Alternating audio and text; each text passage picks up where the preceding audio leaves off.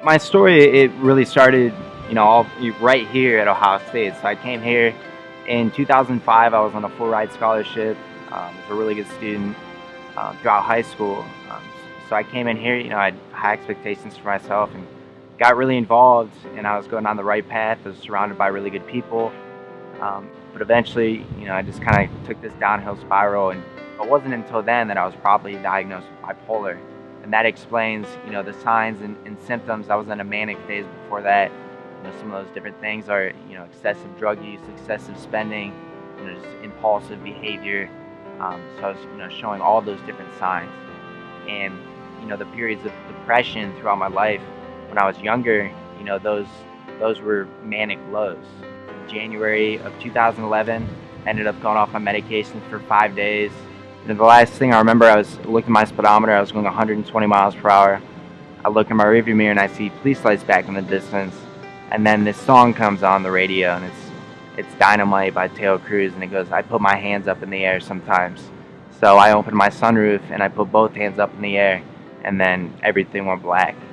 So I lost control of the car, and I guess I ended up flipping 5 times front over front over a quarter mile, and I landed upside down in a field in the snow.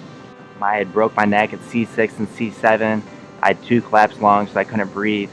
And the fact that the police were right behind me, it was just I got so incredibly lucky there because they got to the scene right away. Paramedics got there right away because I actually died. And those periods throughout my life when I had depression, those manic lows, it was I was dealing with things, but they were nowhere near as bad as like what I was dealing with now. Facing the fact that I may never walk again, I may never be able to do the physical things that I love so much. I'll never water ski again, and things really didn't turn around until I started writing.